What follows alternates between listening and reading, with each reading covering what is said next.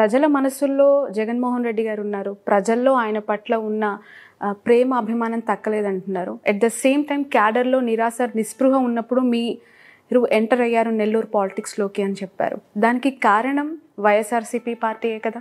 దానికి కారణం ఇక్కడ మీరు ఇచ్చిన చనువే కదా, మీ లీడర్స్ ఇచ్చిన చనువే కదా.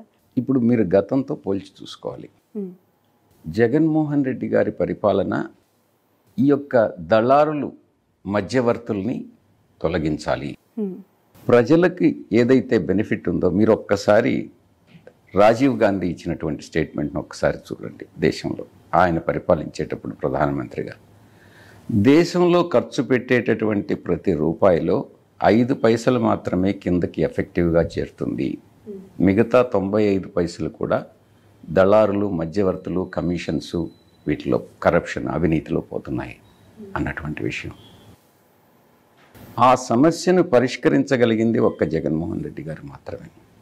అందుకే దళారీ వ్యవస్థను సమూలంగా నిర్మూలించి ప్రజలకు నేరుగా డైరెక్ట్ బెనిఫిట్ ట్రాన్స్ఫర్ కింద స్కీమ్ కింద, అంటే నగదు బదిలీ స్కీమ్ కింద కానీ నాన్ డీబీటీ కానీ ప్రజలకు లబ్ధి చేకూర్చాలి అన్నటువంటి ఒకే ఒక విజన్తో ఆయన ఈ యొక్క వాలంటరీ వ్యవస్థ, గ్రామ సచివాలయం వ్యవస్థ, ఇవన్నీ వ్యవస్థలన్నింటినీ కూడా ఆచరణ సాధ్యం చేసినటువంటి నాయకుడు, గొప్ప నాయకుడు.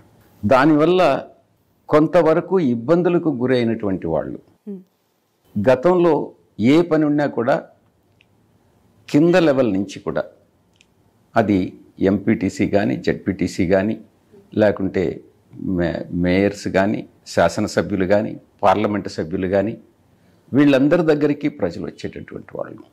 ఓకే, నేను వాళ్ళని దళారులని చెప్పట్లేదు, ఇప్పుడు కూడా అదే రకమైనటువంటి పరిస్థితి. ఓకే, ఎప్పుడైతే వాలంటీర్స్ నేరుగా 50 ఏళ్లకి ఒక వాలంటీర్ పథకాల యొక్క లబ్ధిని చేకూర్చడం మొదలుపెట్టారో వీళ్ళు ఇంపార్టెన్స్ తగ్గింది అన్నటువంటి ఒక భావన వీళ్ళల్లో కలుగుతూ వచ్చింది. కానీ నిజానికి ఎమ్మెల్యే కానీ ఎంపీలు కానీ మేయర్స్ కానీ ఎంపీటీసీలు కానీ జెడ్పీటీసీలు కానీ ఎంపీపీలు ఎవరి ప్రాధాన్యత తగ్గలేదు. ఒకటి గుర్తుపెట్టుకోవాలి, ఎవరైతే ప్రజలతో మమైకమై ప్రజల సమస్యలను ఆకలింపు చేసుకొని ప్రజల సమస్యలను పరిష్కరించగలుగుతారో వాళ్ళ ప్రాధాన్యత ఏ రోజు కూడా తగ్గదు. Okay, right.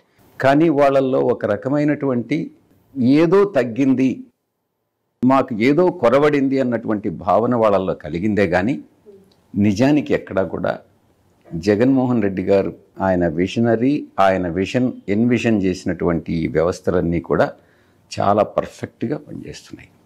వైజాగ్ అంటే విజయసాయి రెడ్డి గారు అంటే వైజాగ్ అనే ఒక ప్రస్తావన మీడియాలో కావచ్చు, పార్టీలో కావచ్చు చాలా బాహాటంగా జరిగిన సందర్భం. అలాంటి విజయసాయి రెడ్డి గారిని ఉన్న ఫలంగా వైజాగ్ నుంచి నెల్లూరుకి మార్చడం ఊహించారా అసలు? మీరు అడిగారా ఈ టికెట్ మీరు? లేదంటే మీరు ఒక కోణం నుంచి మాత్రమే చూస్తున్నారు. పార్టీ అధినాయకుడు శ్రీ జగన్మోహన్ రెడ్డి గారు ఏ బాధ్యతలు ఇస్తే ఆ బాధ్యతలు చేశారు. మొట్టమొదటిసారి నేను వెంకటగిరి నుంచి కంటెస్ట్ చేయాలనుకున్నాను అసెంబ్లీకి, కాదు రాజ్యసభ అన్నారు. ఆయన ఆదేశాలు పాటించారు. పార్టీ అధ్యక్షుల వారి ఆదేశాలే శిరోధార్యం, దాంట్లో సందేహమే లేదు. ఆ తర్వాత నేషనల్ జనరల్ సెక్రటరీ అయ్యాను, రాజ్యసభకి వెళ్ళాను. రీజనల్ కోఆర్డినేటర్గా ప్రతి ఆంధ్రాలో ఉన్నటువంటి 13 జిల్లాలకి ఏదో ఒక సమయంలో ఎప్పుడో ఒకసారి రీజనల్ కోఆర్డినేటర్గా పనిచేశాను. ప్రతి 13 జిల్లాల్లో ప్రతి జిల్లాకి కూడా నేను పనిచేశాను. రాయలసీమ కావచ్చు, గోదావరి కావచ్చు, కృష్ణా జిల్లాలు కావచ్చు, ఉత్తరాంధ్ర కావచ్చు, ఎక్కడైనా కూడా విజయసాయి రెడ్డి అనేటటువంటి వ్యక్తి జగన్మోహన్ రెడ్డి గారికి, వైఎస్ కుటుంబానికి సేవకుడే. ఆయన ఏం చెప్తే అది చేయడం అన్నటువంటిది నా బాధ్యత.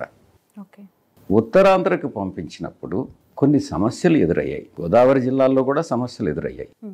కాకినాడ ఎలక్షన్స్ నేనే, మున్సిపల్ ఎలక్షన్స్, కార్పొరేషన్ ఎలక్షన్స్ నేనే నిర్వహించినాను. అదేవిధంగా జీవీఎంసీ ఎలక్షన్స్ వైజాగ్లో కూడా నేనే నిర్వహించాను, మున్సిపల్ ఎలక్షన్స్.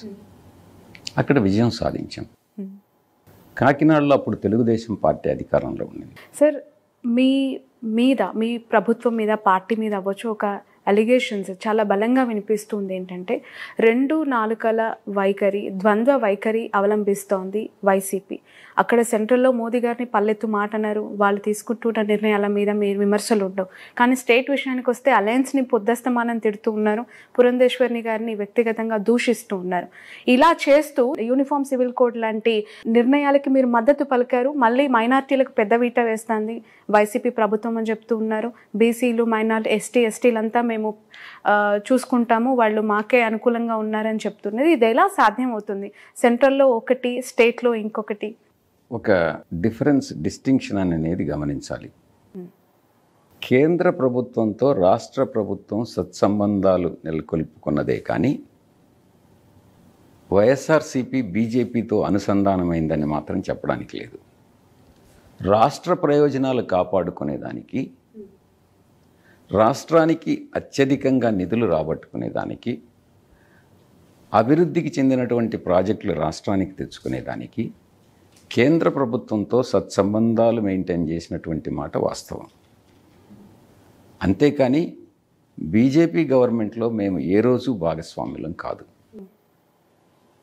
చాలా సందర్భాల్లో కొన్ని సిఏఏ విషయంలో కానీ, త్రిపుల్ తలాక్ విషయంలో కానీ, రాబోయేటటువంటి యూనిఫామ్ సివిల్ కోడ్లో కానీ మా పార్టీ అధినాయకుడు, మా పార్టీ స్టాండ్ ఏందన్నటువంటి విధి విధానాలను బట్టి మేము పోతాం. సరే, అంశాల వారీగా మద్దతు ఇస్తూ ఉన్నారు. ఇక్కడ ఎన్నికల ఎఫెక్ట్ పడదంటారు. ఎందుకంటే మైనార్టీలకి సంబంధించి ఓట్ బ్యాంక్ ఉంది.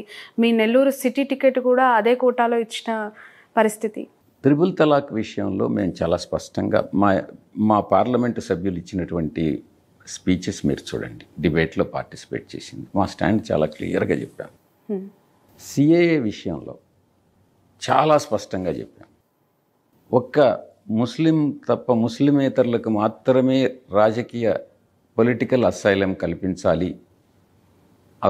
కల్పించాలి అన్నటువంటి సిద్ధాంతాన్ని మేము వ్యతిరేకించాం. అందరికీ ఎవరైతే హింసకు లోనవుతారో, ఆఫ్ఘనిస్తాన్లో కానీ, బంగ్లాదేశ్లో కానీ, పాకిస్తాన్లో కానీ, ఇతర దేశాల్లో కానీ హింసకు లోనైనటువంటి ఏ మతానికి చెందిన వాళ్ళైనా కూడా ఒకటిగానే పరిగణించాలన్నటువంటి విషయాన్ని చాలా స్పష్టంగా నేను రాజ్యసభలో, మిథున్ రెడ్డి గారు లోక్సభలో చాలా స్పష్టంగా చెప్పడం జరిగింది. అది మా పార్టీ స్టాండ్. ఓకే. ఎక్కడా కూడా ఎవరి మనోభావాలు, ఇతర మతస్థుల మనోభావాలు దెబ్బతినకుండా, లేకుంటే ఆ దెబ్బతీసేటటువంటి ఏ ప్రయత్నాలనైనా కూడా, ఏ బిల్లునైనా కూడా వైఎస్ఆర్సీపీ వ్యతిరేకిస్తుంది.